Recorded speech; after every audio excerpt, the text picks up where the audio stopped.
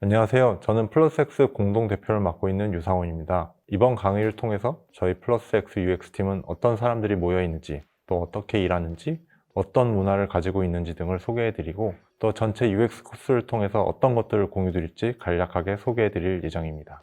이번에 UX 온라인 코스를 준비하면서 생각한 강의 목표인데요. 플러스X가 어떤 UX 프로세스를 통해 통합 서비스 경험을 구축하는지 그 노하우를 탐색하고 익히는데 중점을 두었습니다. 솔직히 작업을 하면서 욕심이 나다 보니 준비했던 것보다 더 많은 내용을 담아냈는데요. 저희 내부에서는 이 정도 오픈하면 거의 기밀 유출 수준이 아닌가 하는 생각이 들 정도기도 했습니다. 실제 플러스X UX팀이 업무를 진행하는 방식을 전부 하나씩 쪼개서 고스란히 이렇게 온라인 코스로 만들었습니다. 총 10개의 스텝으로 나누었는데요. 첫 번째 스텝은 프로젝트 매니지먼트.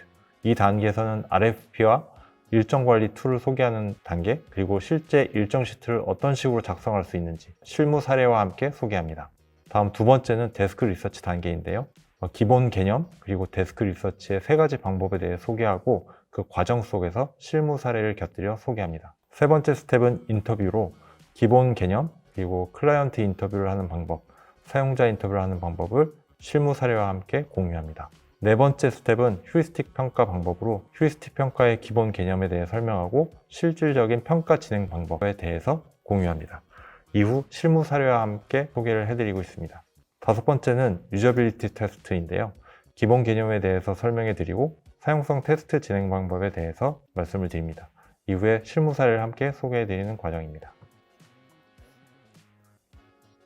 여섯 번째 단계는 멘탈 모델로 멘탈 모델의 기본 개념, 그리고 실질적인 멘탈 모델의 구축 및 진행 방법에 대해서 공유드리고 마찬가지로 실무 사례에 대해 공유드립니다. 다음은 페르소나인데요. 퍼소나의 기본 개념, 그리고 설정 방법, 실무 사례를 소개하고 여덟 번째 단계에서는 아이디에이션과 컨셉 모델링에 대한 기본 개념과 다양한 방법론에 대해서 소개해드립니다. 그리고 그것을 적용한 실무 사례에 대해 소개해드리고요. 아홉 번째 단계에서는 목업 그리고 시나리오 단계로 기본 개념과 목업을 진행하면서 유의해야 할 점들을 실무 사례와 함께 공유해 드립니다.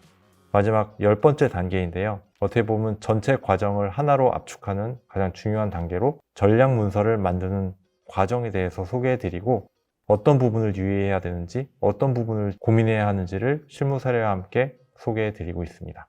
사례는 각각 단계별로 꼭 필요한 내용 중심으로 했어요. 예를 들면 인터뷰라고 하면 우리가 했던 프로젝트 중에 인터뷰가 잘 되고 그리고 경험을 쌓았는데 좋았던 프로젝트가 어떤 것이 있었지? 아니면 혹은 휴리스틱 평가다 그러면 휴리스틱 평가가 가장 베스트로 잘 된 사례가 뭐가 있었지? 이런 것들을 하나하나 뽑았고요. 당연히 뭐 제일 좋으면 좋은 원서를 찾아서 읽을 수 있어야겠죠. 다만 이제 여기서 한 가지 차이점은 물론 그런 책들에서 여러 다양한 이론을 얻을 수는 있어요. 그런데 실제 실무를 접하다 보면 어려운 게 이런 리서치 기법 혹은 이런 방법을 여기에 써도 되나 안 되나 이런 걸 판단하기 어려워요. 실제로 실무는 굉장히 다르게 진행될 때가 많고 때문에 이론을 당연히 계속해서 학습하는 것도 중요하지만 더 중요한 건 어떻게 하면 이 중에 책을 통해서 100이라는 정보를 얻었으면 이 중에 내가 내재화하고 내가 실제 사용할 수 있는, 잘 사용할 수 있는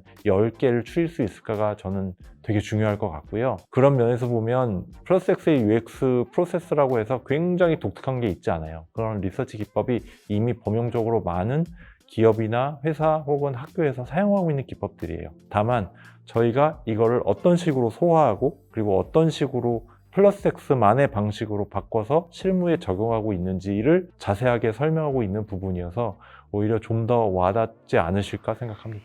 그래서 사실은 진행하면서 물론 당연히 저희가 그동안에 가지고 있던 노하우도 부었지만 동시에 스터디도 다시 했어요. 그래서 이게 진짜 맞는 거야? 이 정의가 진짜 맞는 건가? 이 방법론이 정말 맞는 건가? 오히려 그렇게 하면서 이 방법론은 이런 식으로 적용하면 다음 프로젝트에 이렇게 활용했으면 좋겠다. 저희 스스로도 약간 돌아볼 수 있는 계기가 되었고 또 프로젝트를 저희가 보통 짧게는 3개월, 길게는 6개월짜리 프로젝트를 하게 되는데 뭐 한 5년, 7년 동안 회사 내부에 있었던 사람은 다양한 프로젝트를 경험하죠. 하지만 이제 들어온 지 1, 2년밖에 안 됐으면 경험을 많이 할 수가 없잖아요. 시간의 한계로. 그런 분들은 어떻게 보면 요번에 만든 이 자료를 통해서 내부적으로도 또 간접적으로 학습할 수 있는 계기가 되지 않을까라고 생각합니다.